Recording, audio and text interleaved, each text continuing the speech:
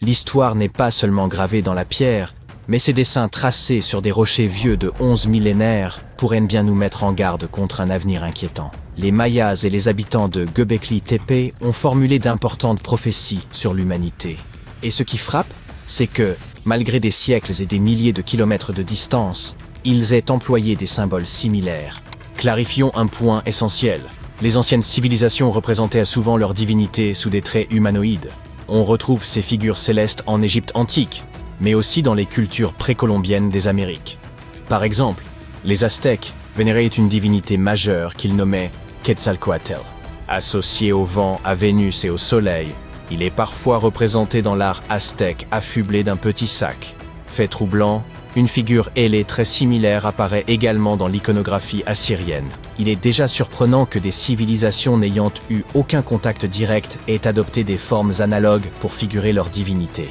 Mais qu'elles aient représenté des sacs pratiquement identiques défie toute coïncidence raisonnable. Bien entendu, lorsque nous parlons de sacs, il s'agit de sculptures évoquant des objets dont la forme rappelle celle des sacs modernes. Pas exactement un modèle de haute couture, mais l'idée est là. Certaines théories avancent que cette énigmatique sacoche pourrait être liée au voyage temporel. Nous savons que Göbekli Tepe évoque un cataclysme diluvien ayant anéanti une civilisation ancienne. Pourtant, à son apogée, cette société maîtrisait l'élevage et l'agriculture. Elle connaissait l'usage des semences et les techniques de culture. Selon une théorie, cet élégant accessoire aurait pu servir à transporter des graines. Étant donné que Göbekli Tepe est supposé se situer près du lieu où l'arche de Noé aurait été construite, les habitants de la région pourraient avoir rassemblé des graines à semer dans le nouveau monde après le grand déluge. Étrange, indéniablement, mais tout ce que nous avons abordé l'est également. Alors, poursuivons avec cette idée. Une autre théorie sur la signification de cette sacoche adopte une approche plus simple. Dans plusieurs cultures anciennes, le cercle symbolisait la spiritualité et l'immatérialité, tandis que le carré était souvent associé à la terre et à la matière physique. Ce que nous, humains modernes, percevons comme un sac à main, pouvait donc figurer l'union de la terre et du ciel, des éléments matériels et immatériels de l'existence.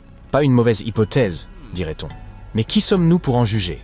Certains, comme Graham Hancock, ne croient pas aux explications précédentes. Selon lui, Göbekli Tepe serait lié aux petits hommes gris et à leurs interactions avec les civilisations anciennes de la Terre. En plein centre de ce site antique se trouve une colonne particulière, le pilier 43 du bâtiment D. À première vue, il semble s'agir d'un calendrier astronomique. Vous distinguez le Scorpion ? Il représente la constellation du même nom. Et cette sphère au centre, elle évoque l'alignement solaire. Nous savons que des civilisations comme celle des Mayas ou des Incas comptèrent de brillants astronomes. Alors, quel est l'intérêt ici ? Il s'avère que les habitants de Göbekli Tepe évoquaient un cataclysme colossal qui aurait anéanti toute forme de vie avant leur époque. Lorsque les astronomes ont reconstitué les angles et positions du pilier 43, ils ont révélé une configuration astrologique remontant à plus de 13 000 ans. La pierre illustre aussi un événement tragique mêlant inondations et pluie de météorites. L'homme, sans tête, il symbolise la fin tragique de l'humanité. Et le serpent surgissant du sol, des vagues gigantesques engloutissant la terre. Il n'y a pas qu'une seule pierre qui raconte cette histoire. Le pilier 56 évoque davantage l'événement du Dryas récent, ou la terreur du ciel comme il était appelé. On y voit des animaux fuir et des vagues se briser sous l'impact des météorites. Mais attendez, alors que le pilier 43 nous donne la date précise de la dernière catastrophe, le pilier 18 du bâtiment D nous révèle la date du prochain cataclysme possible. L'art figuré sur ce pilier met l'accent sur la constellation du Verseau. Vous avez peut-être entendu parler de l'ère du Verseau ou entendu des théories un peu farfelues sur notre entrée dans cette phase. Vous comprenez où je veux en venir ? Göbekli Tepe pourrait nous fournir la date du prochain désastre afin que nous ayons le temps de nous préparer. Ces images pourraient constituer un véritable guide de survie pour l'humanité. Ou pas. Cela semblerait complètement absurde s'il n'y avait pas un élément de preuve. Vérifions les faits. La comète Hanske, découverte en 1786, faisait autrefois partie d'une méga-comète de 160 km de large, composée de glace, de métal et de roches. Elle s'est disloquée, créant un champ de débris. À présent, au lieu d'une seule comète géante, ce sont donc des millions de petites comètes.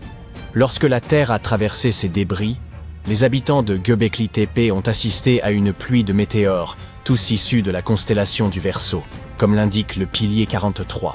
Voici la partie inquiétante. Nous traversons ce même champ de débris chaque année. Si vous regardez cette vidéo en septembre, octobre ou novembre, nous sommes en train de le traverser en ce moment même. Il se pourrait donc que ces débris retombent sur la Terre, répétant ainsi l'histoire. Mais pour l'instant, ce n'est qu'une théorie. La question demeure, comment les habitants de Göbekli Tepe ont-ils eu connaissance d'un événement survenu bien avant leur naissance? En 2019, des fouilles ont été lancées à Karahan Tepe, à environ 65 km de Göbekli Tepe. Cependant, les recherches suggèrent que cet endroit pourrait avoir été occupé encore plus tôt. Göbekli Tepe semble avoir été un lieu de culte ou un observatoire, tandis que Karahan Tepe révèle des signes d'une société organisée. Les fouilles à Karahan Tepe ont mis au jour des artefacts comme des sculptures détaillées, des outils et même d'éventuels vestiges de bâtiments. Cela montre que ces populations n'étaient pas simplement des chasseurs-cueilleurs, mais possédaient une société structurée avec des pratiques spirituelles ou cérémonielles. En 2020, des chercheurs ont découvert plusieurs autres établissements dans la région, suggérant que Göbekli Tepe faisait partie d'une vaste métropole.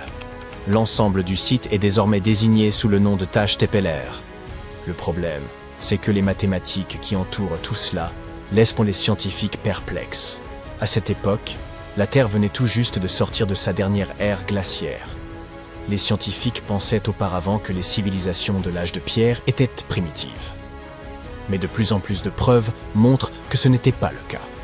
Pour que Göbekli Tepe ait existé avec un tel niveau technologique il y a 12 000 ans, il a dû y avoir une civilisation encore plus ancienne. Ce type de technologie ne surgit pas de nulle part. Et en réalité, nous avons beaucoup d'autres preuves de sociétés avancées.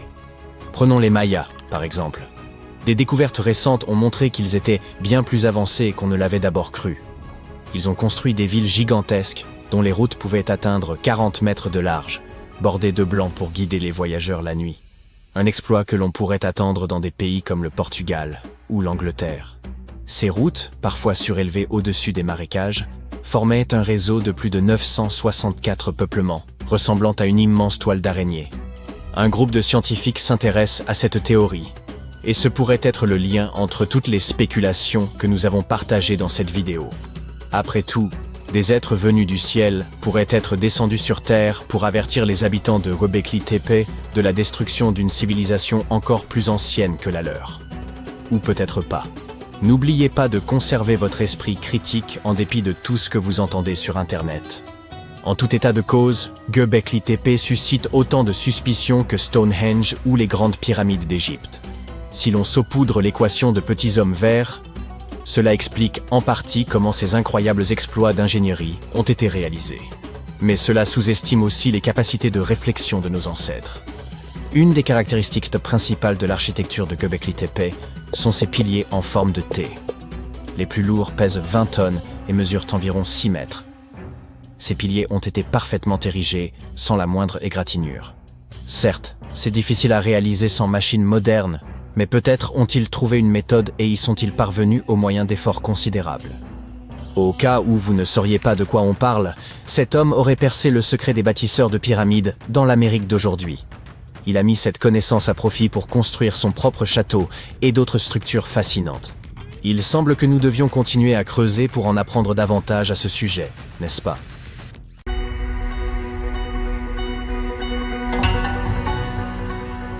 Jetez un œil à ces pierres. À première vue, elles semblent ordinaires. Ce ne sont que des dalles anciennes, les ruines d'un bâtiment quelconque.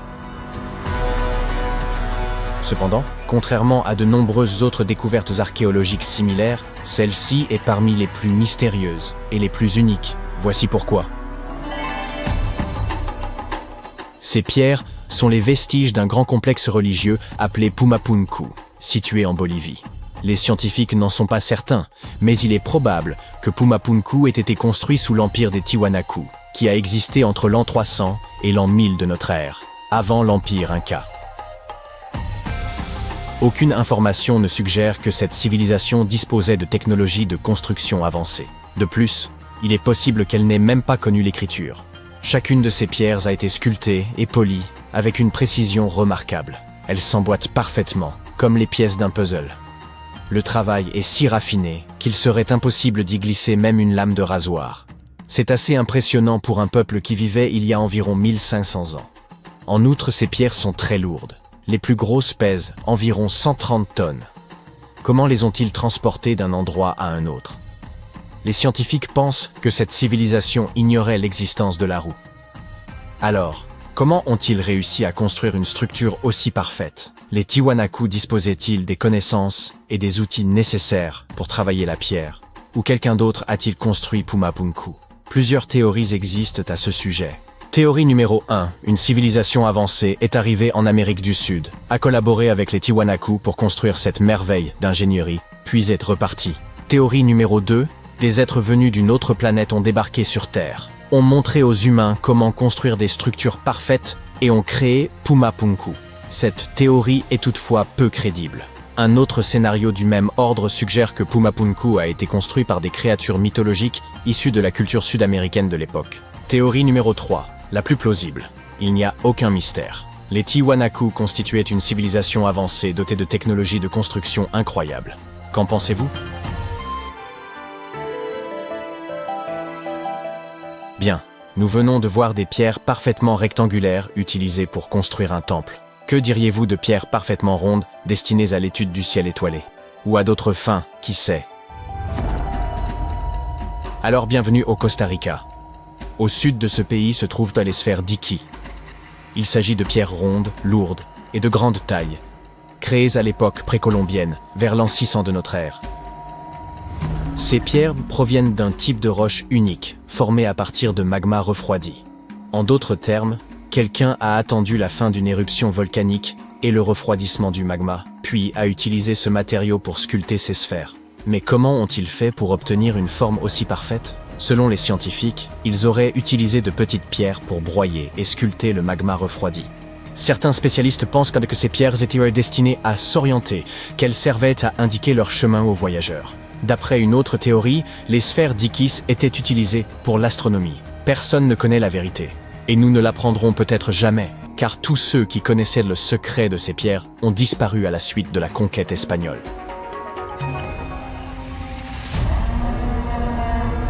Continuons donc notre voyage. Vous voyez ces pavés?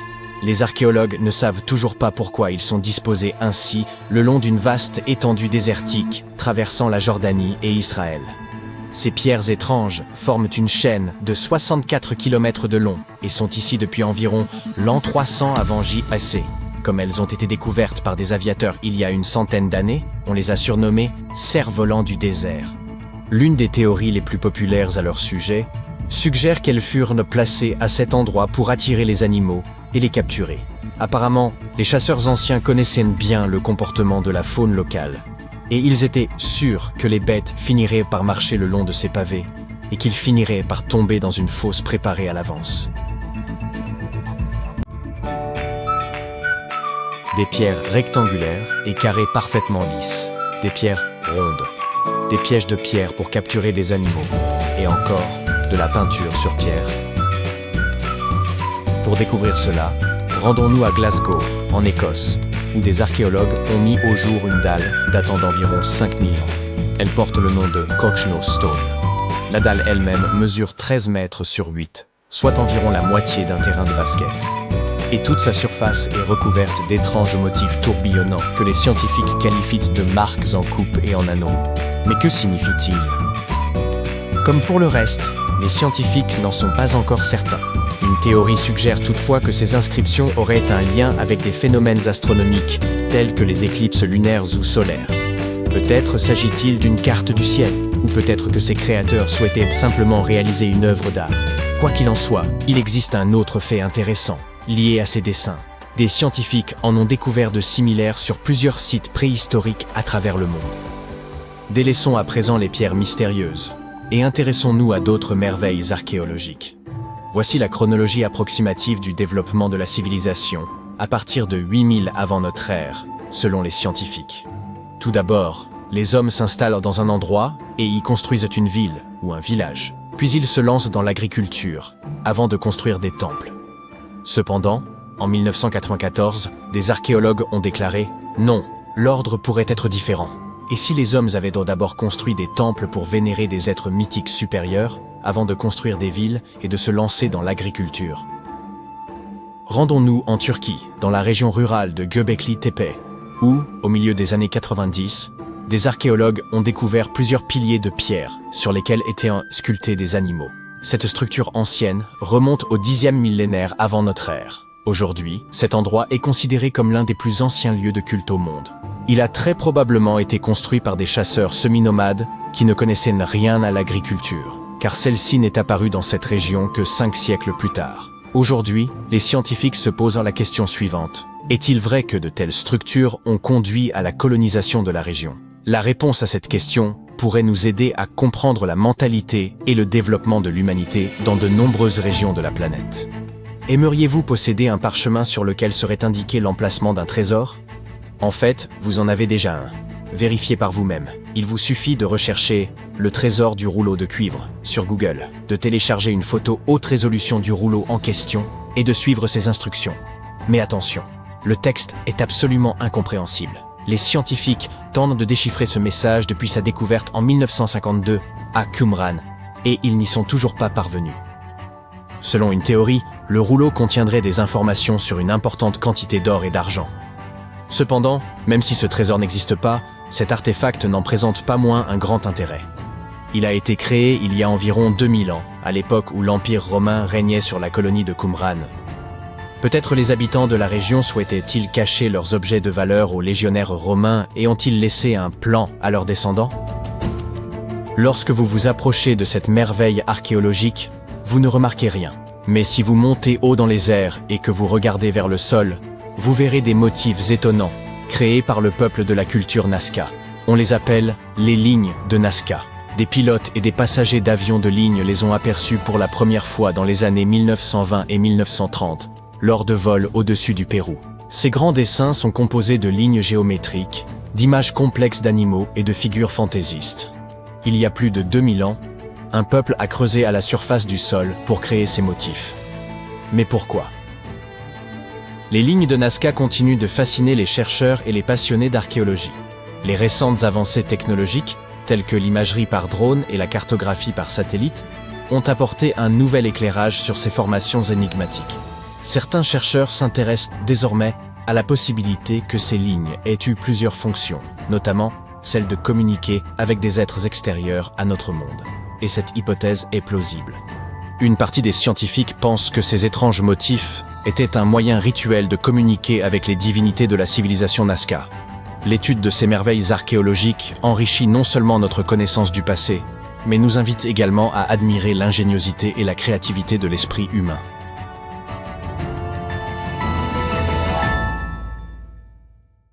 La plus grande découverte accidentelle que j'ai faite de ma vie était un billet de 10 € retrouvé dans ma vieille veste d'hiver. Certaines personnes ont plus de chance, cependant. Elles découvrent des villes souterraines datant de plusieurs siècles, ou font des inventions qui les transforment en millionnaires. Le velcro est né d'une simple balade en forêt. Les cornflakes de Kellogg's ont été inspirés par une dent cassée, et la pâte Play-Doh a sauvé un empire commercial de la faillite par pur hasard. En 1998, l'ingénieur électricien John Williams a fait une étrange découverte qui ressemblait à une prise électrique émergeant du sol. En creusant autour, il a remarqué qu'elle était encastrée dans un petit rocher. Cette découverte a eu lieu dans une zone rurale d'Amérique du Nord, loin de toute zone urbaine ou industrielle, de tout aéroport et de toute installation électrique. Cette pièce électronique encastrée dans un solide bloc de granit a été baptisée énigmalite et est évaluée à 500 000 $.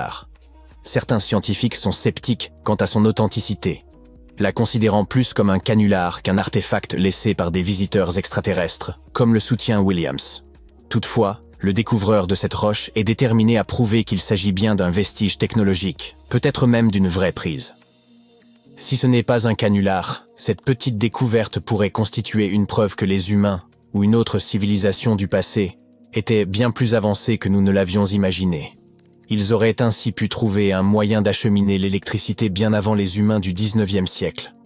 Williams a invité les scientifiques à examiner sa découverte sans endommager la roche pour déterminer sa véritable nature, mais personne ne s'est porté volontaire. Williams a consulté un ingénieur et un géologue. qui ont tous deux confirmé qu'il n'y avait aucune trace de colle sur le composant électronique. Il n'a pas non plus été soudé, ce qui indique qu'il est aussi vieux que la roche elle-même, datée d'environ 100 000 ans selon une analyse géologique. Le docteur John Kellogg avait une philosophie axée sur un mode de vie biologique, comprenant de l'exercice régulier, des massages, beaucoup d'eau, l'abandon des mauvaises habitudes, peu de caféine et pas du tout de viande. À la fin du 19e siècle, il a pris la direction d'un institut de santé dans le Michigan. Il a un jour concocté un mélange de farine, d'avoine et de semoule de maïs. Convaincu que la cuisson des grains entiers à haute température les rendrait plus digestes et plus sains, il a cuit le mélange 2 fois. Initialement, il en avait fait des biscuits, mais un patient s'est cassé les dents dessus. Ensuite, il a décidé de les briser en petits morceaux. Il est difficile de déterminer exactement comment les cornflakes de Kellogg's sont nés, car il existe de nombreuses versions de l'histoire. La femme de Kellogg, Ella, ainsi que son frère Will, prétendent tous deux avoir joué un rôle dans la création des fameux flocons, tout comme plusieurs autres membres de la famille et du personnel de l'établissement. La légende de la compagnie voudrait qu'un jour de 1898, de la pâte de céréales à base de blé ait été laissée de côté trop longtemps, fermentant au cours du processus. Lorsqu'elle a été finement étalée, la pâte légèrement moisie s'est transformée en ces parfaits, grands et fins flocons qui sont devenus croustillants et délicieux au four. Au fil des années, Will Kellogg a continué à modifier la recette et a réalisé que le maïs, et non le blé, produisait des flocons encore plus croustillants et savoureux. Sa marque, Kellogg's Corn Flakes, est devenue une entreprise à plusieurs milliards de dollars. Un jour, l'ingénieur suisse Georges de Mestral est allé se promener avec son chien et est revenu avec un concept qui s'avérerait plus tard révolutionnaire. En rentrant de forêt, de Mestral a remarqué que son pantalon et la fourrure de son chien étaient couverts des petites pointes de xanthium. Il a examiné les barbes sous un microscope et a remarqué qu'elles s'apparentaient à de minuscules crochets qui se fixaient aux boucles des vêtements et de la fourrure. Déterminé à reproduire cette technologie naturelle, il a entrepris de concevoir un système d'attache extrêmement solide, aux multiples applications pratiques. Après plusieurs années de recherche et d'expérimentation avec différents matériaux, il a finalement opté pour le nylon. De plus, il a dû mettre au point un métier à tisser spécial capable de tisser des fibres dans les bonnes tailles, formes et densités. Après 14 années de travail acharné, de Mestral a finalement présenté au monde le velcro, dérivé des mots velours et crochet.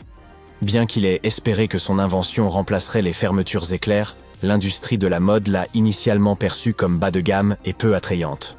La NASA a toutefois reconnu son potentiel et commencé à l'utiliser dans les combinaisons spatiales et les casques des astronautes dans les années 1960.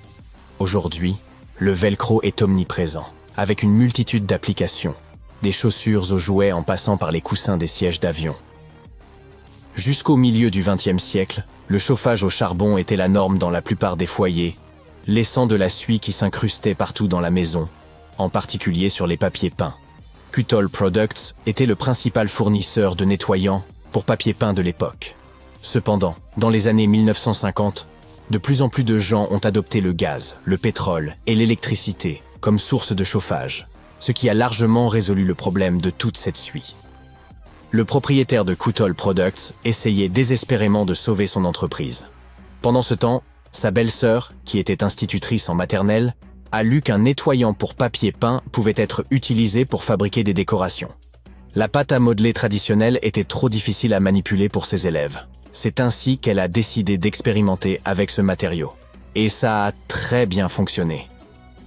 Elle a partagé sa découverte avec ses proches et a proposé un nom pour ce nouveau produit. Play-Doh. Avec la société Kuttol au bord de la faillite, c'était l'opportunité idéale pour une reconversion. Rapidement, des grands magasins comme Macy's et Marshall Field ont montré de l'intérêt pour ce nouveau jouet et ont commencé à le distribuer. Au début, la Play-Doh n'existait qu'en blanc, mais elle a rapidement été déclinée en rouge, bleu et jaune. Ils ont apporté plusieurs modifications à la recette originale, mais la composition de base reste largement la même que celle utilisée pour nettoyer le papier peint. Une légende urbaine affirme que si vous prenez toute la pâte à modeler Play-Doh jamais produite et la faites passer dans leur machine, vous obtiendrez un serpent assez long pour enrouler la planète 300 fois. Un Turc rénovait sa maison lorsqu'il a abattu une cloison de sa cave à coups de masse. À sa grande surprise, il a découvert un tunnel caché derrière le mur, qui conduisait à une ancienne ville souterraine. Ce tunnel conduisait vers d'autres passages, des salles et des chambres.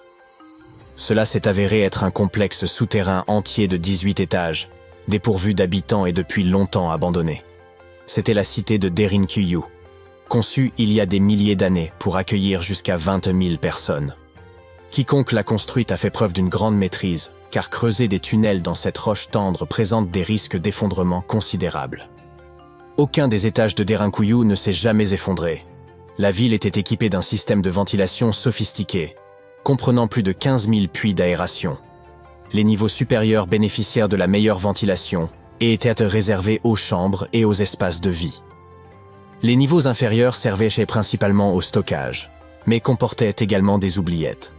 Entre les deux se trouvèrent des espaces dédiés au bétail, une école, un couvent et de petites églises.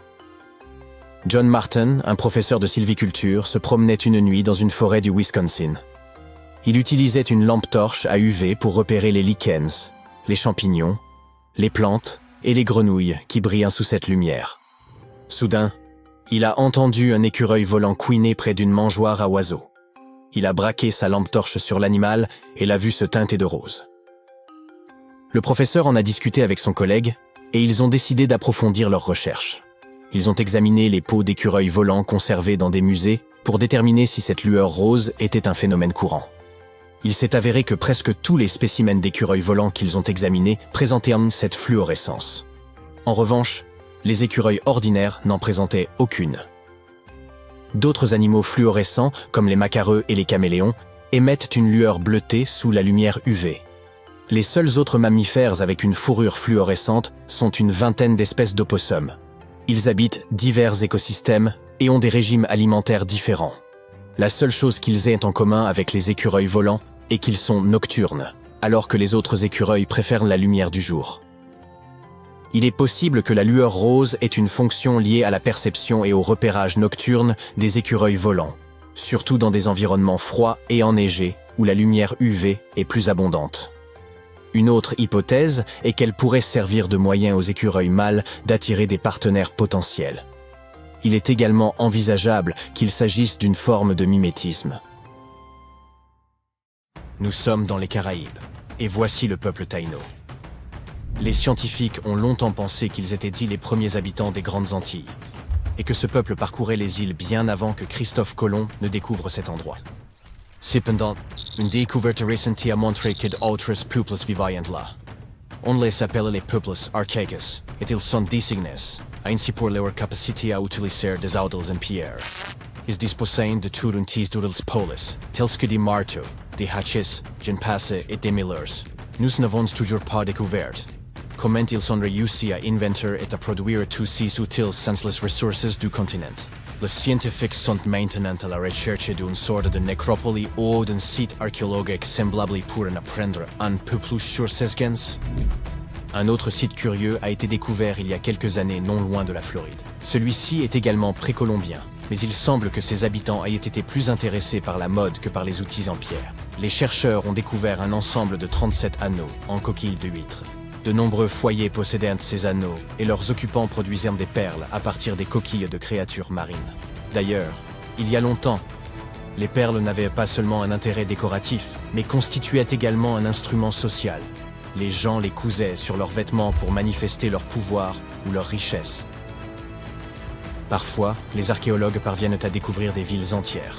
C'est exactement ce qu'a fait Eleni Korka, une archéologue grecque. Elle a trouvé la ville perdue de Tenay en 2018. Ce n'était pas une heureuse coïncidence.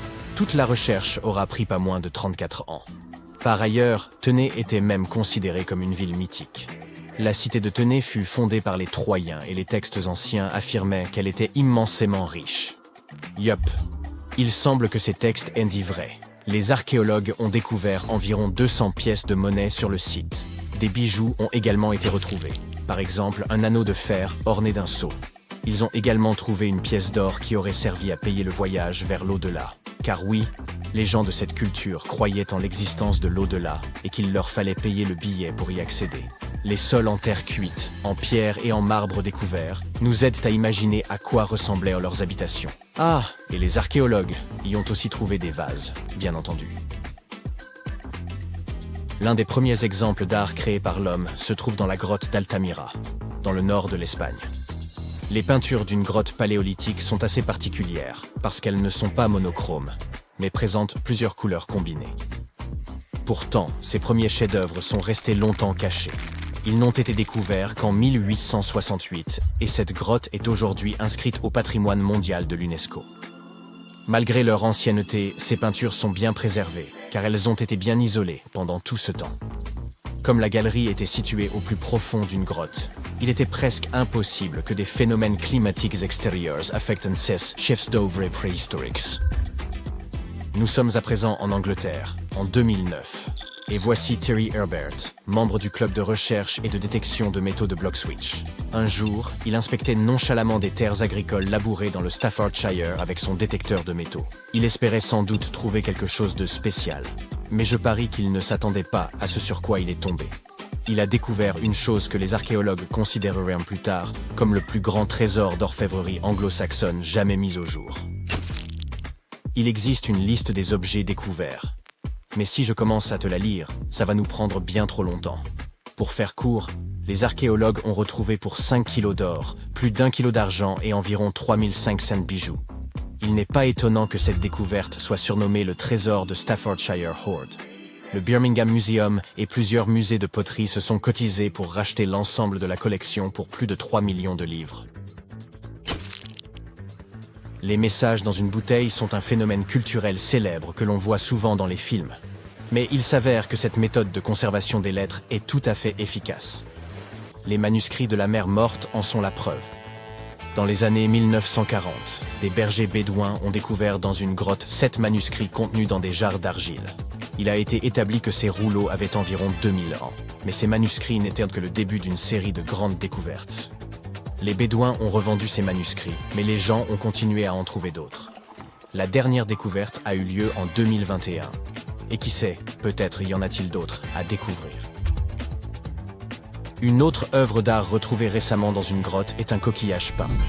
Ce fossile a été découvert dans le nord de l'Italie, et les chercheurs pensent que ces fossiles ont pu être collectés par des Néandertaliens. Cette découverte est curieuse pour une raison. On pense que les Néandertaliens étaient tout à fait primitifs. Mais ce coquillage tend à prouver le contraire.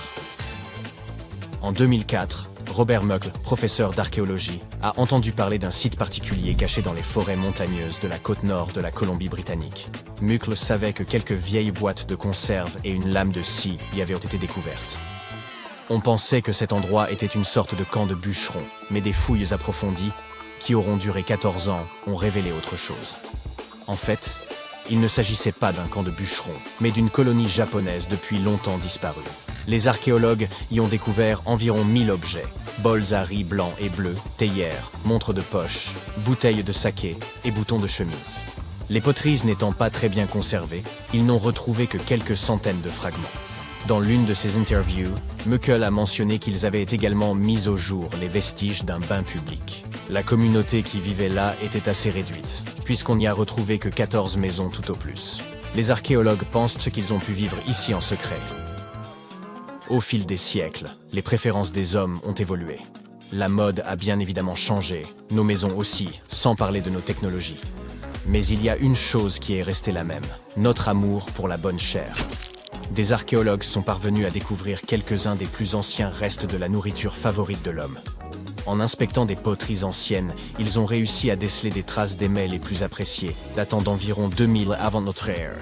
Toutes celles espèces in cycle et devinent de quelle nourriture il s'agissait. Non, ce n'est pas de la pizza ou des pites, mais del huile d'olive.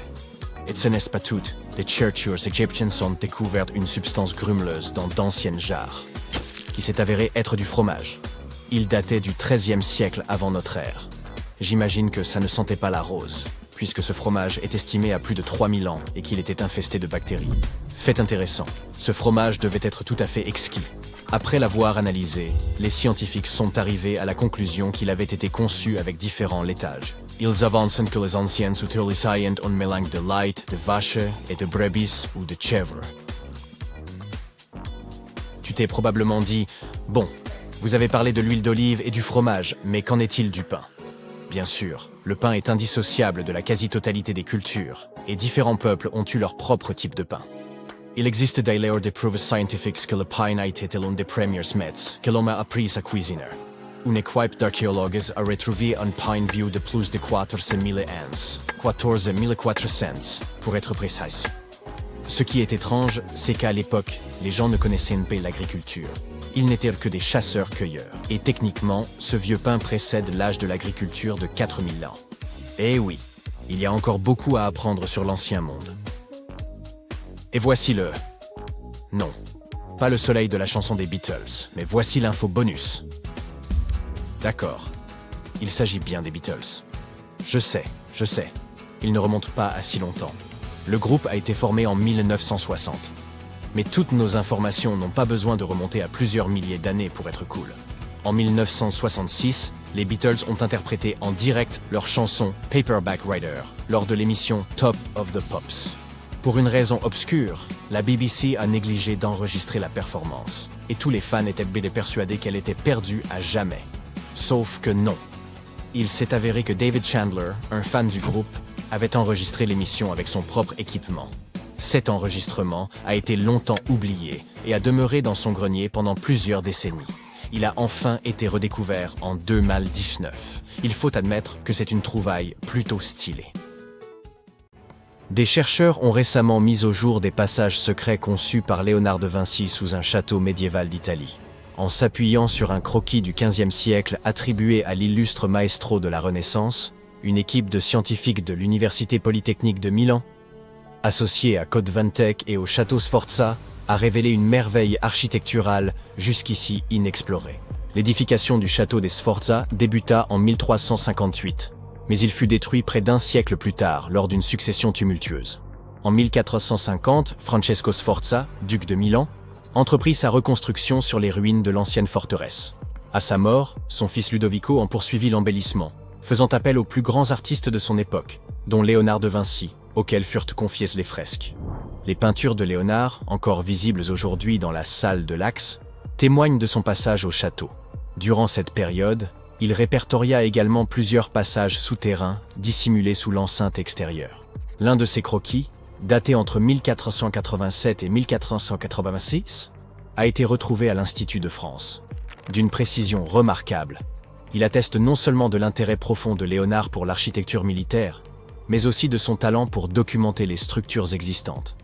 Les archives attestent que Ludovico Sforza fit creuser un passage souterrain menant directement à la basilique Santa Maria del Grazie, où reposait son épouse Béatrice d'Este.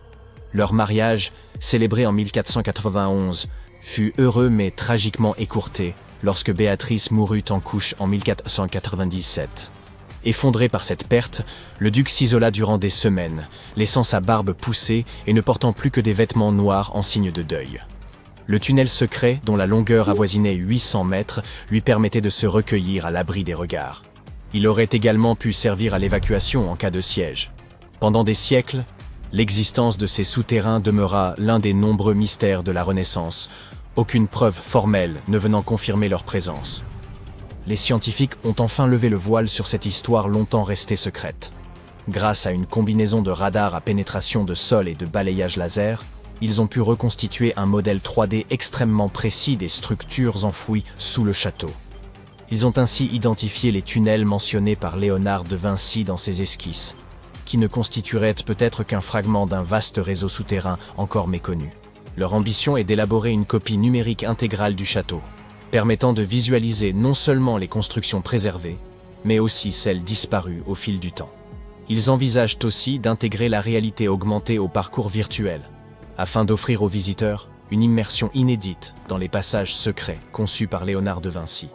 Il demeure incertain que Léonard ait directement contribué à la construction des souterrains récemment mis au jour, mais son génie inventif ne fait aucun doute. En 1502, bien avant l'ère de la photographie et des satellites, il conçut l'une des cartes les plus précises de son temps. À cette époque, César Borgia, fils du pape Alexandre VI, fit appel à lui pour réaliser un plan remarquablement détaillé de la ville d'Imola, située près de Bologne. Jusqu'alors, la cartographie manquait de précision, faute de méthode fiable pour retranscrire les distances à une échelle réduite. Plutôt que d'élaborer des cartes véritablement pratiques, les cartographes passaient un temps considérable à les enluminer de motifs comme des dragons, des roses, des châteaux majestueux et toutes sortes d'embellissements. Ces représentations s'apparentaient davantage à des œuvres picturales qu'à de véritables instruments de navigation. Cependant, César Borgia recherchait un outil véritablement fonctionnel, et Léonard révolutionna alors la cartographie. Si l'on compare aujourd'hui les images satellites d'Imola à son plan, la ressemblance est frappante. Il en retranscrivit fidèlement chaque ruelle, chaque courbe des voies, et même les dimensions exactes des bâtiments. Et il accomplit cet exploit entièrement à la main, se servant uniquement d'un crayon, d'une règle, d'un compas et de quelques-unes de ses propres inventions. Afin de recueillir toutes les données nécessaires, il arpenta les rues durant des semaines, muni d'un odomètre, une grande roue qui tournait au gré de ses déplacements et mesurait la distance parcourue grâce à un câble. Il s'appuya également sur une boussole magnétique pour déterminer les orientations avec exactitude. Il mit également au point un instrument nommé la boussola, conçu pour mesurer les angles au sein d'un cercle. Grâce à cet outil, il put analyser avec précision l'orientation des rues, la taille des intersections et la distance séparant les habitations des axes principaux. Une fois rentré, il s'appuya sur ses notes et ses calculs pour dessiner une carte à l'échelle, d'une précision remarquable. Dans ses travaux, Léonard utilisa aussi une technique élaborée par l'humaniste florentin Léon Battista Alberti. Ce dernier avait mis au point une méthode permettant d'inscrire une ville entière dans un cercle grâce aux coordonnées polaires. 8 lignes droites, convergeant vers un centre unique, représentaient les principales directions d'une boussole. Léonard appliqua ce système à la cartographie d'Imola, divisant la ville en 8 sections et n'omettant aucun bâtiment, même le plus insignifiant, ce qui fit de sa carte l'une des plus avancées de son époque. L'illustre inventeur nourrissait un rêve ambitieux, concevoir une machine permettant à l'homme de voler. Il observa minutieusement les oiseaux, les chauves-souris et les cerfs-volants afin d'en comprendre le déplacement dans l'air, puis il dessina une machine volante, l'ornithoptère. Selon lui, en imitant ses mouvements naturels, l'être humain pourrait s'élever dans les cieux.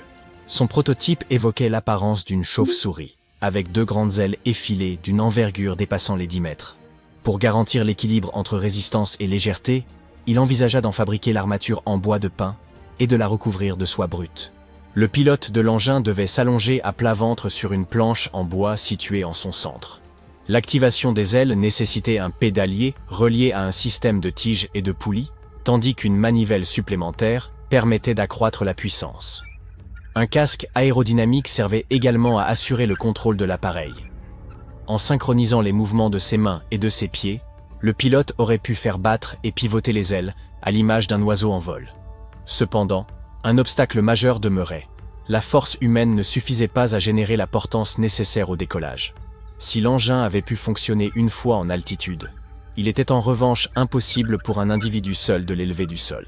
Léonard en avait sans doute conscience, mais son concept influença toutefois la conception des machines volantes imaginées quelques siècles plus tard. Léonard de Vinci fut en avance sur son temps avec nombre de ses inventions, mais son concept d'automate humanoïde se distinguait par son caractère visionnaire. Sous le patronage de la famille Sforza, connue notamment pour la construction des anciens tunnels, il imagina un chevalier mécanique capable de mouvoir ses bras, de pivoter la tête, et même d'ouvrir et fermer la bouche. Sa maîtrise de l'anatomie et des mécanismes du mouvement corporel lui permit de concevoir cette machine singulière. Son fonctionnement reposait sur un système externe de câbles, mis en action par une manivelle et complété par un ensemble d'engrenages internes.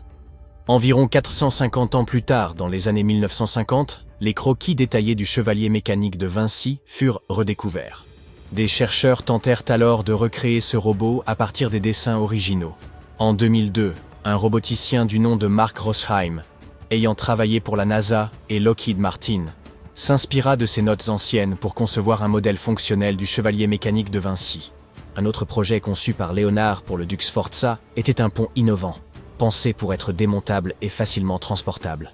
Destiné aux troupes en campagne devant franchir rivières et douves, ce pont était conçu pour pivoter au-dessus de l'eau et se poser sur l'autre rive.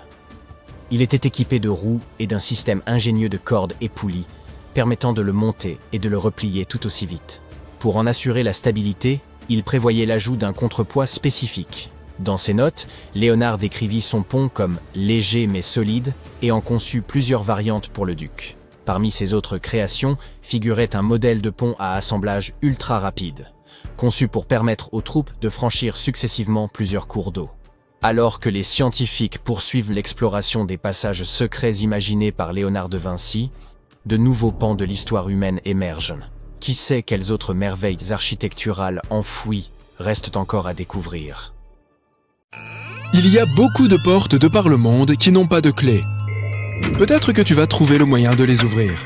Notre première destination est... Ok, lis-le toi-même et bonne chance pour la prononciation. C'est un temple en Inde dont le nom vient de cet autre mot extrêmement long qui se traduit par « celui qui émerge du lotus ».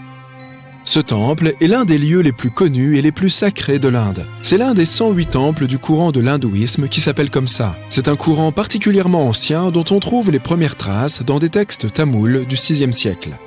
On en revient à notre époque. En 2011, suite à une plainte, la Cour suprême indienne a décidé de recenser les objets de valeur conservés dans le temple parce qu'ils avaient été informés que l'endroit pouvait avoir été abusivement exploité.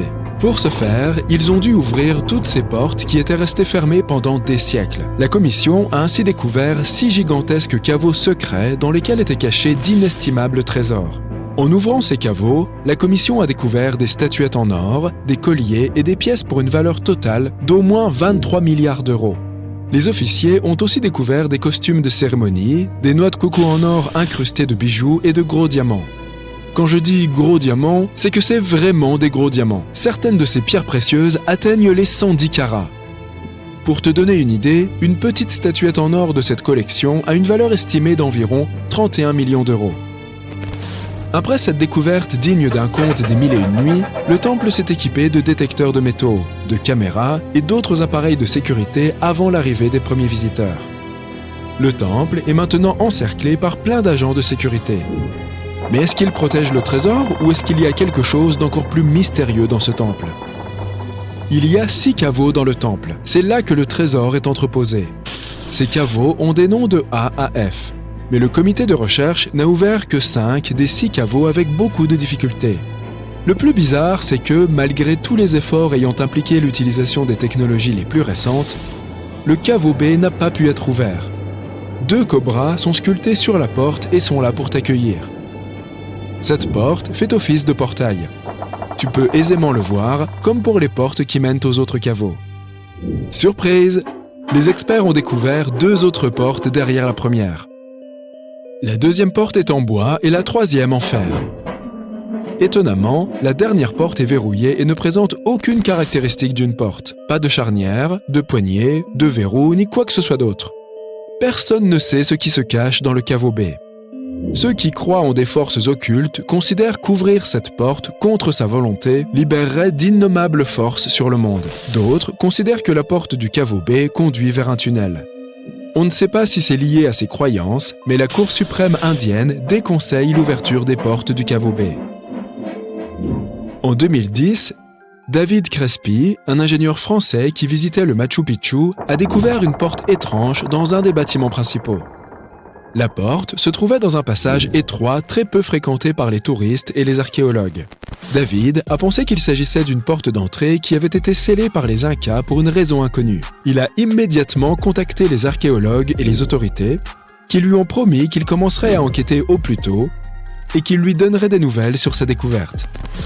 Les mois ont passé, mais il n'a reçu aucune nouvelle. Il n'a reçu aucune réponse à ses appels et ses emails. En 2011, il tombe sur un article sur le Pérou écrit par Thierry Jamin. David le contacte immédiatement et l'informe de sa découverte. Par la suite, Jamin et d'autres archéologues se rendent au Machu Picchu pour mener l'enquête sur la porte secrète. Ils en ont conclu qu'il s'agissait bien d'une porte d'entrée scellée par les Incas. Les chercheurs ont confirmé la découverte de 2 entrées situées derrière la fameuse porte. Ils ont aussi reproduit une image 3D d'une rampe d'escalier conduisant vers la pièce principale et une autre chambre. L'analyse révèle quelques cavités parmi lesquelles se trouve une grande pièce quadrangulaire. En outre, les géoradars ont aussi détecté des métaux qui pourraient correspondre à des objets en or ou en argent. Jamin et son équipe pensent qu'il s'agit peut-être d'une pièce datant d'une période préhispanique. Ils pensent que les Incas ont scellé la porte afin de cacher quelque chose d'important. Peut-être s'agit-il d'un énorme trésor ou autre chose de tout aussi important. Jamin a affirmé que la découverte de cette chambre pourrait être la première étape de la découverte d'un mausolée. Jamin soumet une demande officielle au gouvernement péruvien afin d'obtenir l'autorisation d'ouvrir la pièce. Pourtant, ni sa demande, ni les demandes d'autres archéologues n'ont été approuvées jusqu'à maintenant. Les autorités considèrent que l'ouverture de cette porte pourrait causer des dégâts à d'autres aires du site archéologique. Pourtant, la caméra endoscopique a confirmé l'hypothèse que les blocs de pierre de l'entrée ne font que bloquer le passage et ne sont pas des éléments structurels utiles au bâtiment. Le troisième mystère se situe à Gizeh, en Égypte. Des explorateurs ont découvert 2 portes secrètes dans la pyramide de Khéops. Il y a 2 tunnels d'environ 20 cm de large qui partent des murs nord et sud de la chambre de la reine. Mais ces tunnels sont fermés avant de déboucher sur l'extérieur de la pyramide. Alors, où peuvent-ils bien conduire? Personne ne sait exactement à quoi servent ces tunnels. Certains archéologues pensent que ces portes cachent l'entrée à des chambres encore inexplorées. L'égyptologue Zahi a raconté la découverte de ces portes. Un robot conçu spécialement pour l'expédition a été envoyé dans ces couloirs partant de la chambre de la reine pour comprendre ce qui s'y trouvait. Les chercheurs ont branché une caméra à ce robot. La vidéo montre que derrière la porte en pierre se trouve une autre porte close. Les archéologues étaient stupéfaits d'avoir découvert une porte au lieu d'une impasse. La structure de la porte en pierre cache parfaitement les autres portes. Selon les experts, il s'agit d'une prouesse d'ingénierie. Il est impossible d'atteindre la porte car elle se situe derrière un bloc de pierre géant. Mais les archéologues sont en train de chercher une façon d'y parvenir sans endommager la structure. Ces nouvelles découvertes n'ont fait que confondre encore plus les archéologues au lieu d'apporter des réponses à leurs questions. Dernière étape de notre voyage, le Taj Mahal, le palais de l'amour. L'empereur moghol Shah Jahan a fait construire ce mausolée à la mémoire de sa femme bien-aimée, Mumtaz Mahal. La quantité de portes du Taj Mahal est si importante que cette vidéo durerait des jours si on commençait à parler de toutes les pièces scellées du palais. Selon les experts, si l'on ouvrait ces portes maintenant, des centaines d'années après leur fermeture définitive, on se retrouverait à devoir faire face à des exhalations de monoxyde de carbone. Et si ce gaz entrait en contact avec le marbre, il se transformerait en carbonate de calcium, ce qui pourrait fissurer les minarets du Taj Mahal. Une légende dit que l'ouverture de ces portes libérerait une terrible malédiction emprisonnée dans les chambres souterraines du mausolée. Un petit bonus du Canada. La porte de la chambre 873. C'est une chambre du Fairmont Banff Springs Hotel, ouvert en 1888. Voici l'histoire. Il y a des dizaines d'années, un crime a été commis dans cette chambre. Après l'enquête, l'administration de l'hôtel a décidé de réaménager la chambre et de continuer à la louer à d'autres voyageurs. La rumeur dit que les hôtes logeant dans cette chambre avaient été témoins d'étranges phénomènes. Ils entendaient des bruits bizarres et la télé de la chambre ne cessait de clignoter. On dit que la porte de la chambre 873 a été murée avec des briques. Les hôtes curieux qui ont entendu parler de ces histoires traînent dans les couloirs là où se trouvait l'entrée de la chambre en tapant sur les murs pour contacter d'éventuels fantômes. Laquelle de ces portes voudrais-tu ouvrir ? Imagine que tu découvres une ville antique sans même avoir à quitter le confort de ta maison. En 1963, c'est exactement ce qu'a fait un homme dans la province de Nevşehir, en Turquie. Alors qu'il était en train de rénover sa maison, il a abattu un mur dans son sous-sol et a découvert une pièce mystérieuse. Il a continué à creuser et a vu un tunnel. C'est ainsi que la ville souterraine de Derinkuyu a été mise au jour. Derinkuyu est l'une des cités souterraines les plus profondes de Cappadoce et de toute la Turquie. Ce chef-d'œuvre d'ingénierie compte 8 étages et les habitants avaient accès à des caves, des entrepôts, des chapelles, une école, une salle d'études et bien d'autres structures. Tous les étages sont connectés par un vaste réseau de tunnels. On pense que cette ville souterraine a été construite pour servir d'abri, puisqu'il est impossible de distinguer la construction de l'extérieur.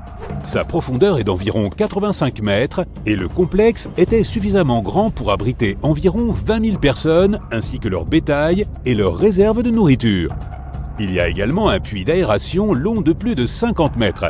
Les gens l'utilisaient à la fois pour la ventilation et comme source d'eau potable. Le puits fournissait ainsi de l'eau aux villageois de la surface et à ceux qui se cachaient dans la ville souterraine. Il est intéressant de noter que les habitants des niveaux inférieurs pouvaient couper l'accès à l'eau des niveaux supérieurs ainsi que de la surface. L'eau était ainsi préservée de tout risque d'empoisonnement. L'endroit a été conçu comme une véritable place forte. Les tunnels pouvaient être bloqués de l'intérieur par d'énormes portes roulantes de pierre et les passages étaient extrêmement étroits. Les envahisseurs potentiels devaient donc pénétrer dans les tunnels un par un. On dirait qu'ils avaient pensé à tout au 7e siècle avant notre ère. Les archéologues pensent que ce sont les Phrygiens qui ont construit les premiers étages. Après eux, la structure a été mise à profit et encore améliorée à l'époque romaine. C'est à ce moment que les chapelles ont été ajoutées. L'âge d'or de Derinkuyu se situe cependant durant l'ère byzantine. Mais comment ces gens ont-ils réussi à créer de pareils tunnels ? La roche dans laquelle ils ont été creusés n'avait rien d'ordinaire. Il s'agissait d'une roche volcanique remarquablement tendre. Elle est apparue des suites d'un processus géologique qui avait commencé il y a des millions d'années. Les éruptions volcaniques ont alors recouvert la région d'une épaisse couche de cendres, et ces cendres se sont ensuite agglomérées pour former cette roche tendre. Lorsque les forces naturelles du vent et de l'eau ont érodé les parties les plus friables, seuls les éléments durs sont restés. Fait amusant, les cheminées de fées sont également constituées de roches volcaniques tendres aux formes complexes. Mais celles-ci se sont formées naturellement, sans aucune intervention humaine. Nous sommes toujours en Turquie, mais cette fois, notre destination est Çanakkale, où un mythe a pris vie. Pendant 3000 ans, on a cru que l'Iliade d'Homère n'était que pure fiction et que Troie n'avait jamais existé. En 1863, tout a changé. Frank Calvert, un Britannique expatrié, a découvert des ruines antiques dans l'ouest de la Turquie. Il était convaincu qu'il s'agissait de l'ancienne ville de Troie.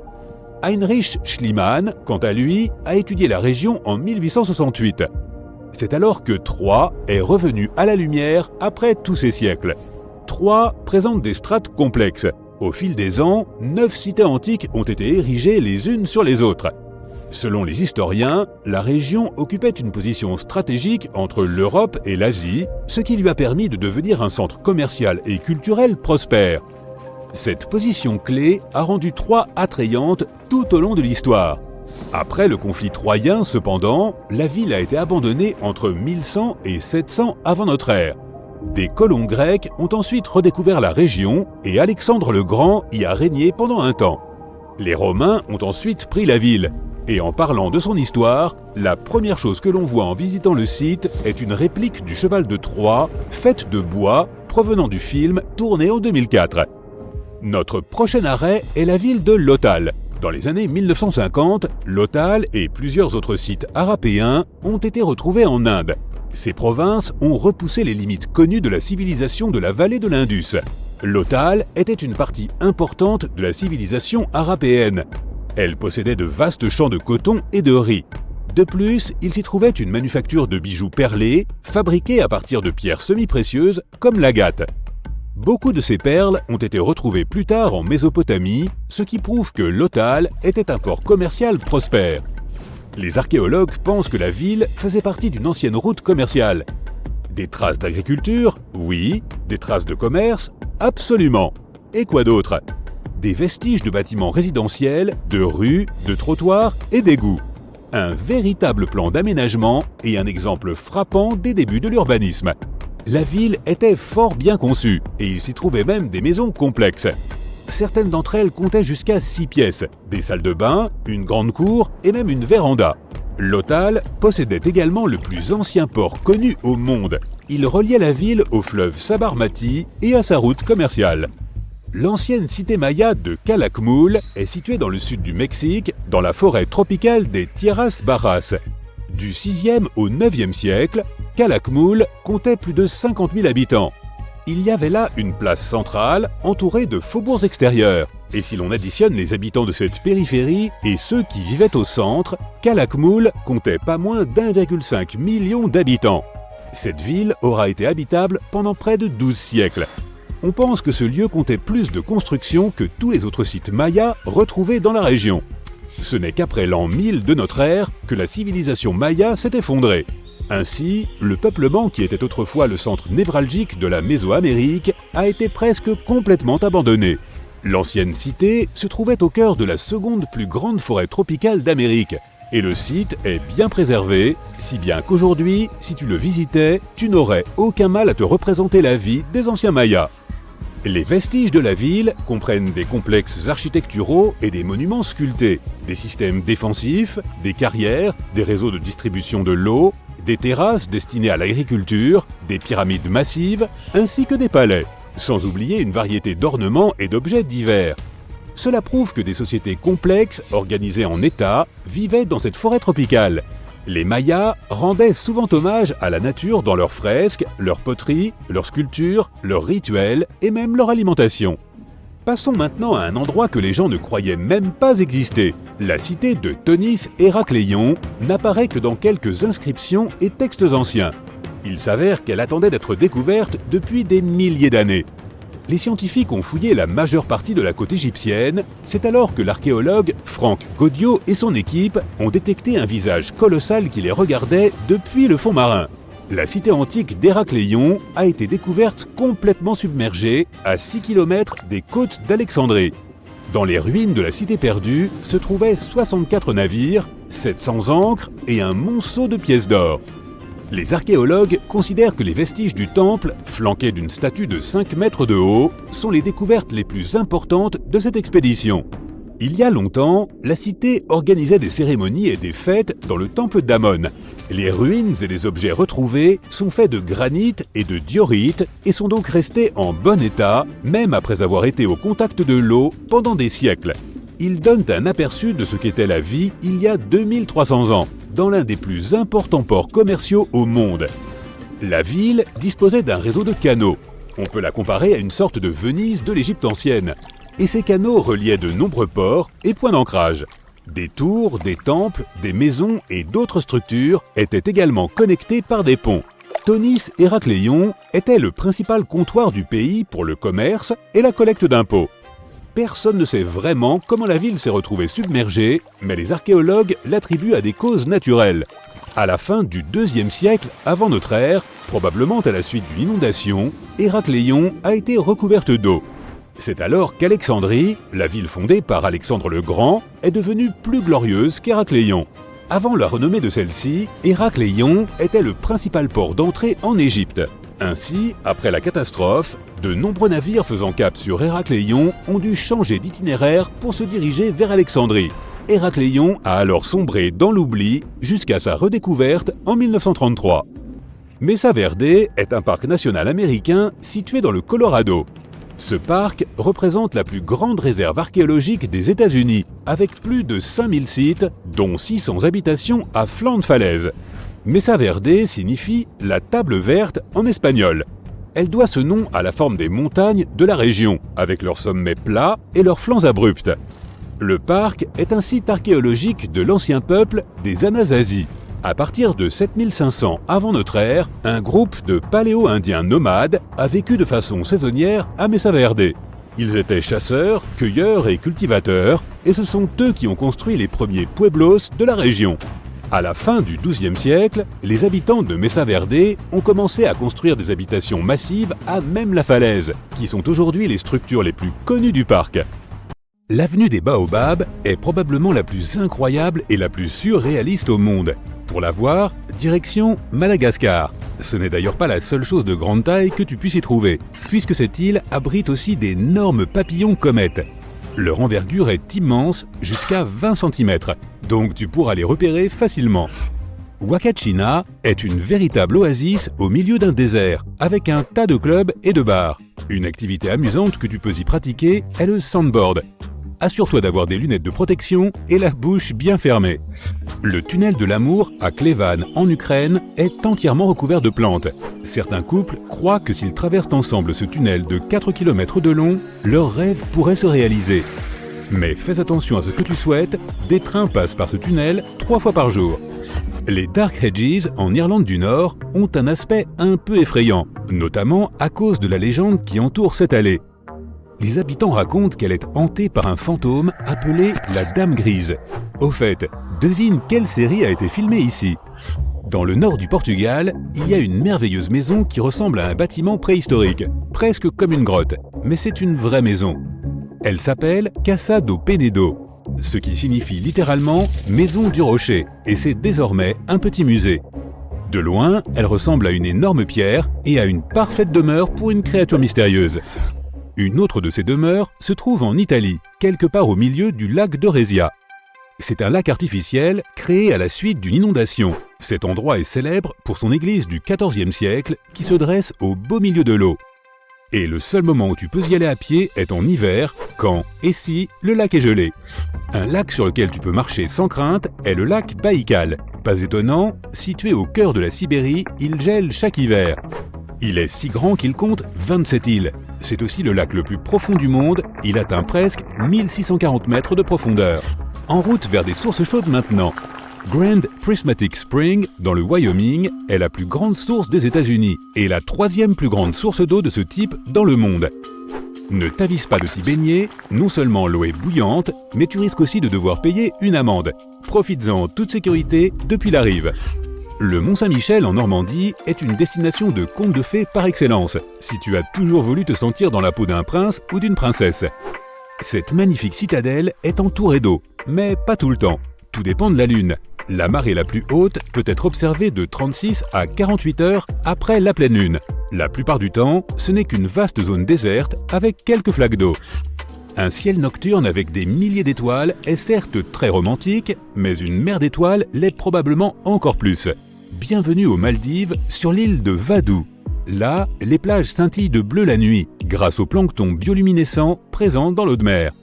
Si les étoiles ne t'intéressent pas tant que ça, tu préfères peut-être un ciel rempli de ballons. La Cappadoce, une région de Turquie, est à l'origine célèbre pour ses incroyables formations rocheuses, mais elle attire aussi les visiteurs grâce à la merveilleuse expérience qu'elle offre en montgolfière. Pour ceux qui ont toujours voulu marcher sur les nuages quand ils regardent par la fenêtre d'un avion, bonne nouvelle, tu peux le faire en Bolivie. Ce n'est pas un nuage au sens propre, mais un très grand lac salé. Il s'appelle Salar de Uyuni et il reflète le ciel pendant la saison des pluies, créant cette illusion d'infini et de marcher sur le ciel. En Colombie, n'oublie pas de visiter le sanctuaire de Las Lajas. Pour y arriver, tu devras traverser un pont qui semble être suspendu en l'air, avec de l'eau qui coule très rapidement en dessous. Nous voilà de retour en France, à Colmar exactement, en Alsace. Regarde ces maisons, des façades colorées en bois, des canaux tout fleuris, des rues pavées, n'est-ce pas magnifique ? L'Allemagne est pleine de villes avec des petites maisons qui semblent faites en pain d'épices et Rothenburg ob der Tauber ne fait pas exception. C'est une ville médiévale presque entièrement préservée avec des dizaines de façades multicolores et d'authentiques tavernes. Elle est particulièrement magique en hiver avec ses toits recouverts de neige et ses marchés de Noël illuminés. En Islande, de nombreuses maisons ont des toits en herbe. Ces habitations sont appelées turf houses et l'herbe qui les recouvre a de multiples fonctions. Elle ne sert pas seulement à décorer, mais aussi à protéger les maisons des fortes pluies. L'herbe pousse dans les fondations faites de pierres de lave et doit être régulièrement taillée. Au Costa Rica, sur l'île d'El Caño, il y a un ensemble d'environ 300 pierres sphériques de différentes tailles. Les locaux les appellent las bolas, ce qui signifie tout simplement les boules. Ces pierres ont une forme presque parfaitement ronde. Certaines d'entre elles sont énormes, pesant jusqu'à 16 tonnes. Elles sont faites de différents matériaux, gabbro, calcaire et grès. On pense qu'elles ont été alignées devant les maisons des chefs. Personne ne sait avec certitude d'où viennent ces boules, mais certains mythes prétendent qu'elles proviennent de l'Atlantide. Le Salto Ángel, au Venezuela, est un endroit paradisiaque. C'est la plus grande chute d'eau ininterrompue du monde. Bien plus haute que les chutes du Niagara. L'eau tombe en cascade et une grande partie s'évapore en descendant, ce qui crée l'illusion de ces beaux nuages. Si tu aimes les choses qui brillent, visite la grotte des cristaux au Mexique. Tu ne peux le faire que sous la supervision d'un professionnel, mais ça vaut vraiment le coup. Il y a de fortes chances que tu n'aies jamais vu un cristal qui fasse 2 fois ta taille. Au Maroc, il y a une ville appelée Chefchaouen, où la couleur dominante est le bleu ciel. Pas bleu foncé ni turquoise, la plupart des habitations de cette ville sont peintes dans la plus belle nuance de bleu qui soit. L'endroit n'est pas facile d'accès, il est situé dans les montagnes du Rif. Un autre endroit très bleu est l'île grecque de Santorin, qui est probablement un peu plus facile d'accès. Les habitations sont peintes en blanc, mais presque tous les toits sont d'un bleu vif. La peinture blanche sert à réfléchir la chaleur et à faire de belles photos sur Instagram. En Slovénie, n'oublie pas de visiter l'un des endroits les plus spectaculaires du monde, le lac de Bled. La couleur est vraiment bleu marine, pas de Photoshop ici. En plein milieu du lac se trouve même une petite île avec un château et quelques habitations. Pour rendre le voyage encore plus agréable, goûte un morceau de gâteau à la crème de Bled cuit selon une recette secrète. Quand tu verras une photo du lac Moraine au Canada, tu croiras probablement qu'elle a été photoshopée ou peinte par un artiste professionnel. Mais cet endroit est réel. Il combine une myriade de nuances de bleu, si belles que tu n'en croiras pas tes yeux. Bagan, la mystérieuse cité de Birmanie, a tous les ingrédients pour être un décor de conte de fées. Végétation exotique, paysages montagneux embrumés et nombreux temples que tu peux visiter à vélo ou survoler en montgolfière. Les Philippines recèlent de multiples trésors, mais certaines plages sont vraiment incontournables. La plage cachée d'El Nido est un endroit parfait pour profiter d'une relative tranquillité. La plage est protégée des bateaux et des conditions météorologiques indésirables par des criques de calcaire. Dans la région italienne de la Ligurie, il y a des dizaines de magnifiques plages que tu n'oublieras jamais. Le golfe des Poètes, à Porto Venere, est l'une d'entre elles. La plage est située au pied d'une falaise et il y a aussi des grottes sous-marines dans lesquelles tu peux te baigner. Elle s'appelle ainsi parce que la légende prétend que Lord Byron y aurait trouvé son inspiration en traversant la baie à la nage à la recherche de sa muse. La région des Cinque Terre est aussi en Ligurie et n'est pas très loin. Alors si tu as toujours voulu voir ces fonds d'écran, falaises et mer d'Italie en vrai, n'hésite pas. La légende raconte que les marins peignaient leurs maisons avec des couleurs vives pour trouver plus facilement le chemin du retour. L'île de Skye, en Écosse, pourrait être un décor parfait pour une série historique sur les chevaliers. Il y a probablement aussi des fées dans les Fairy Pools et les Fairy Glens. Le must à voir ici est le Old Man of Storr, une colline qui combine des parois rocheuses et escarpées. Pas de légende ici, mais c'est l'un des paysages les plus évocateurs et les plus photographiés de notre planète. À première vue, si tu regardes ce pont depuis la Terre, il ne semblera être qu'un pont de pierre, mais son principal secret se dévoile depuis l'eau. Le reflet du pont forme un cercle parfait qui ressemble à une sorte de portail vers un monde sous-marin caché. Il est situé en Saxe, à quelques kilomètres de Berlin et de Dresde. Derrière ces énormes portes d'acier se trouve l'un des endroits les plus surveillés de la planète. Il est connu sous le nom de Site Air, ou complexe montagneux de Raven Rock. Tu le trouveras en Pennsylvanie. La construction se trouve 60 étages sous terre, et on dit que c'est un abri sûr pour les gens en cas de catastrophe naturelle ou d'origine humaine.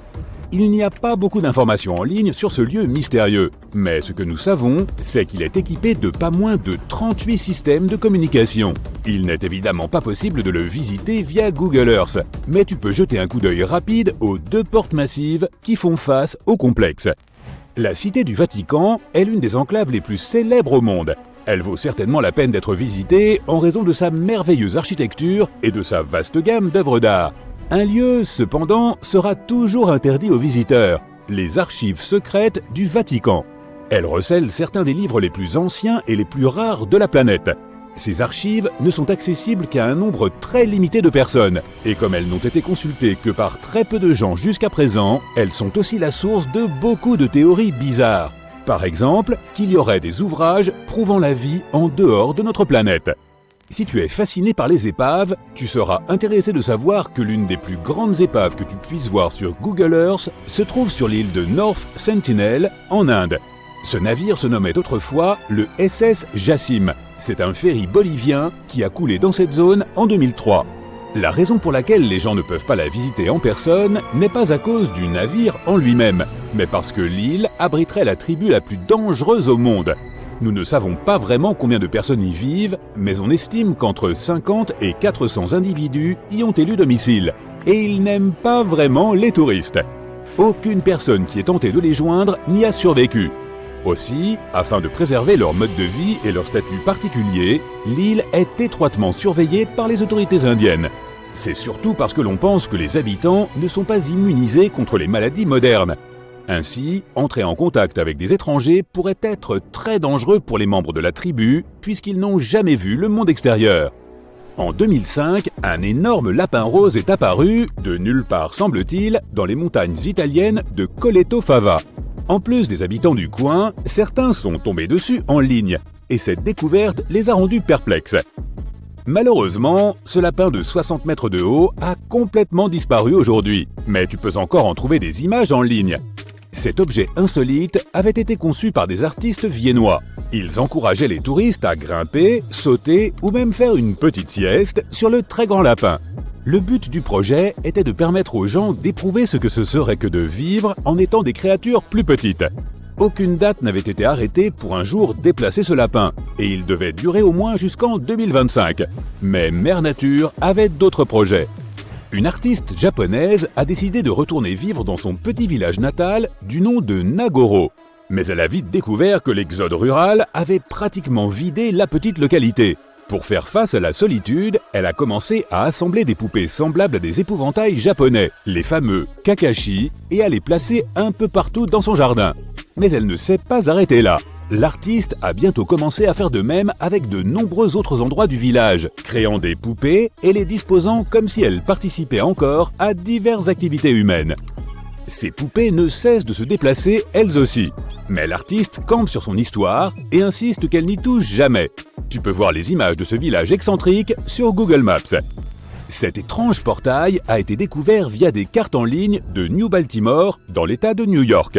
Et il a refilé aux gens toutes sortes de cauchemars. Avec des bâtiments à l'allure effrayante et toutes sortes de silhouettes floues, cette zone est rapidement devenue la source de nombreuses théories étranges sur Internet. Il s'avère que ce n'était rien d'autre qu'un problème technique qui a fait que ces images ont été rendues de manière déformée. Quoi qu'il en soit, si tu cherches un jour ces images sur Google, tu ne pourras plus les sortir de ta tête. Cette adorable carte du monde miniature a été créée par un artiste danois. Il a continuellement travaillé sur ce projet fastidieux de 1944 à 1967, en utilisant principalement ses mains et seulement quelques outils pour déplacer les lourdes pierres. Il les a rassemblées au bord de l'eau, puis a recréé une carte du monde à la surface du lac. Pendant l'hiver, il a pu employer un traîneau pour transporter de plus gros morceaux de roche sur la glace, puis les placer dans la position parfaite.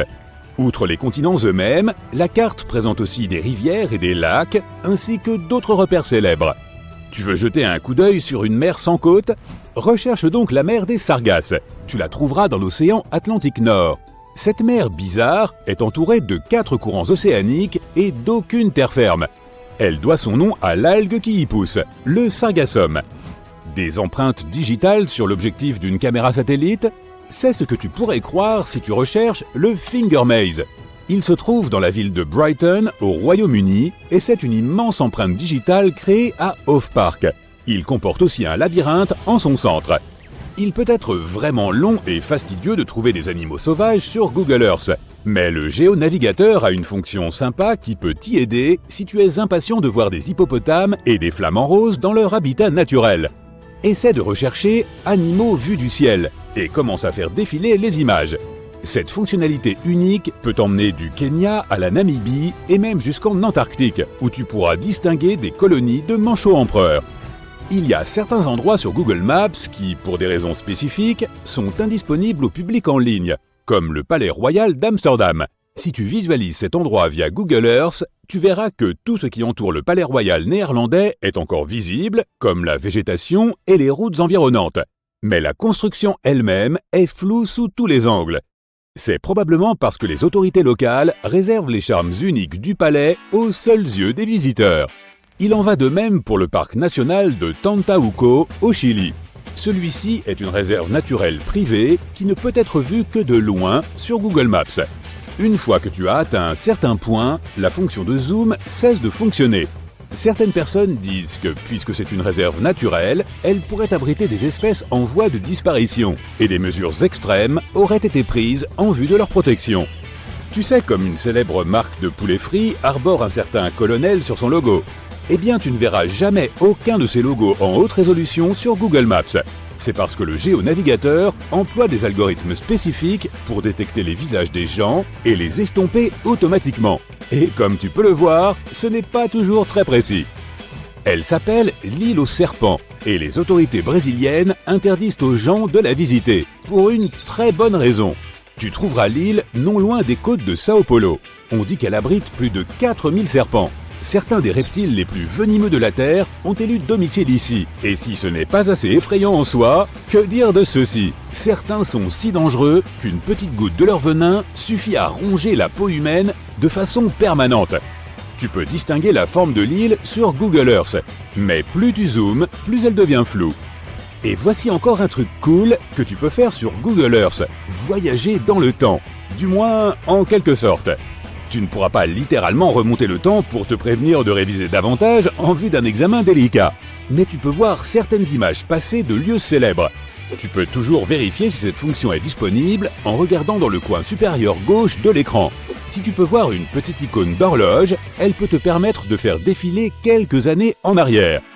Tu peux aussi voir comment la lumière du soleil affecte la Terre en activant la fonction Sunlight.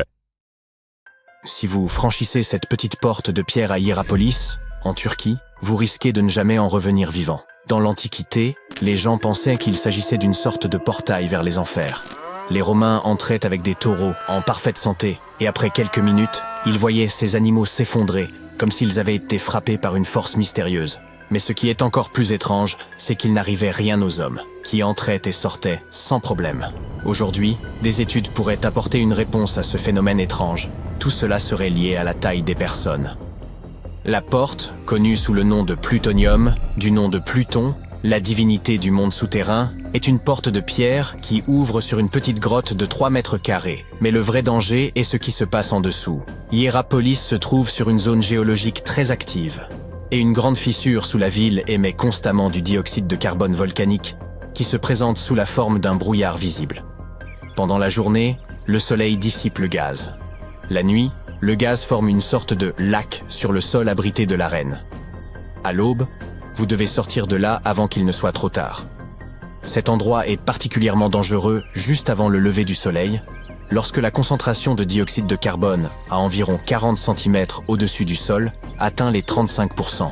Cela signifie que les oiseaux, les taureaux et même les humains peuvent suffoquer et mourir en quelques minutes. Mais il y a une explication scientifique qui permet de comprendre comment les Romains s'en sortaient indemnes. La concentration en dioxyde de carbone diminue rapidement avec l'altitude. Ainsi, les animaux périssaient tandis que leurs maîtres, plus grands et debout, pouvaient ressortir et respirer en toute sécurité. La plupart des gens ne peuvent pas rester à l'intérieur du fort de Bangar après le coucher du soleil. Ce site du XVIe siècle, situé à environ 235 km de Delhi, est considéré comme l'un des lieux les plus hantés de l'Inde. Pendant la journée, la zone est animée. Les visiteurs franchissent la porte principale, autrefois grandiose, pour admirer les ruines des temples et des palais. Mais ils verront aussi ce grand panneau sur la porte, qui avertit tout le monde que l'accès est strictement interdit après la tombée de la nuit. C'est probablement parce que, la nuit, selon les habitants, on peut entendre des femmes crier et pleurer à cet endroit, ainsi que des bruits de bracelets qui s'entrechoquent et de la musique étrange. D'autres ont rapporté avoir vu des ombres et des lumières clignotantes dans les ruines, et même avoir senti un étrange parfum. Yawata no Yabushirazu est une forêt japonaise dont l'accès est extrêmement réglementé. Située à Ichikawa, elle n'est pas très vaste, s'étendant sur un peu plus de 33 mètres carrés, et elle est principalement constituée d'une épaisse parcelle de bambou mozo. Son emplacement à côté d'un parking et de bâtiments modernes la rend peu intimidante. Mais ne vous fiez pas à ses apparences. Depuis au moins le début du 19e siècle, les gens disent que quiconque entre dans cette forêt est voué à disparaître et à ne jamais revenir.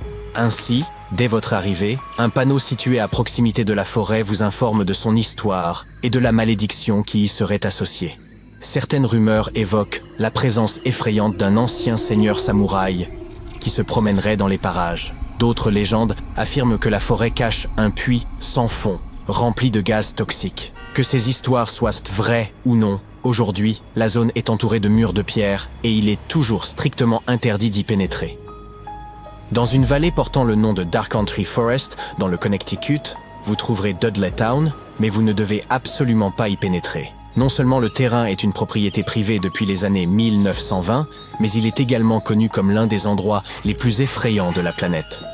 Cet endroit a été colonisé pour la première fois au début des années 1740, et bon nombre des premiers colons appartenaient à la famille Dudley. C'est pourquoi on l'appelle Dudley Town. Une rumeur locale veut que les fondateurs de la ville descendent d'Edmund Dudley, un noble anglais condamné à la peine capitale pour trahison. La légende dit que cette malédiction a suivi la famille Dudley de l'autre côté de l'Atlantique jusqu'en Amérique. Ce malheur serait à l'origine de mauvaises récoltes, de problèmes mentaux et de plusieurs incidents tragiques dans le village. Encore une fois, il ne s'agit que de rumeurs, car les historiens n'ont trouvé aucune preuve réelle pour étayer ces affirmations. Néanmoins, l'obscurité et l'atmosphère sinistre du lieu ont alimenté les histoires de fantômes dans les années 80. Cela a conduit à de nombreux cas de vandalisme au cours de la décennie suivante, et à cause de cela, les propriétaires fonciers ont fermé la zone au public. Ce vieux bâtiment abandonné était autrefois le palais luxueux de la famille du roi Farouk, qui fut l'avant-dernier roi d'Égypte en 1936. Après le décès des membres de sa famille, le palais a été transformé en morgue.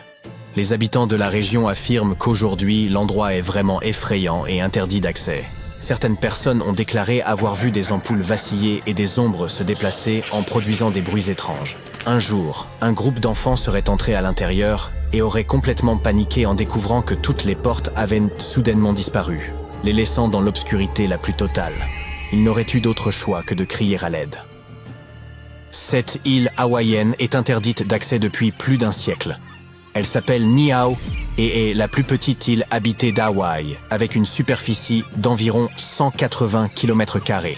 Elle compte environ 84 habitants. L'île ne dispose pas de réseau de téléphonie mobile, de routes goudronnées ou de lignes électriques, seulement de panneaux solaires pour l'électricité.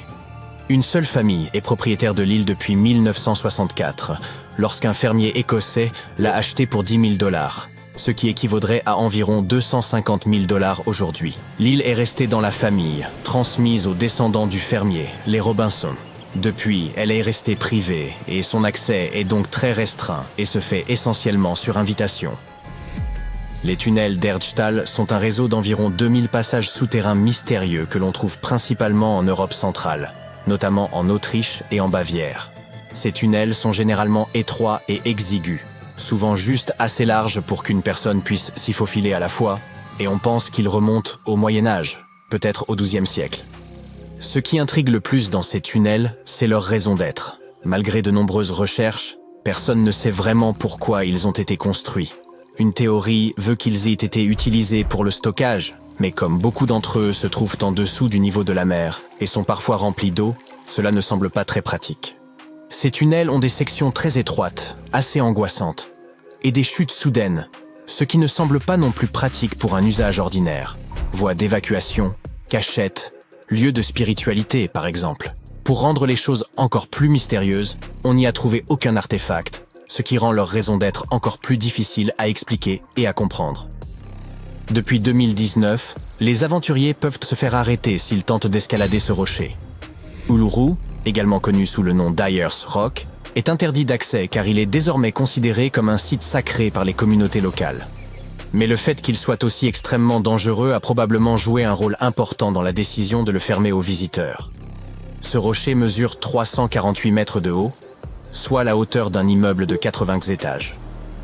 L'ascension de son sommet peut être très glissante, et les températures peuvent y atteindre 47 degrés Celsius en été, ce qui a entraîné des décès dus à la déshydratation et à des coups de chaleur.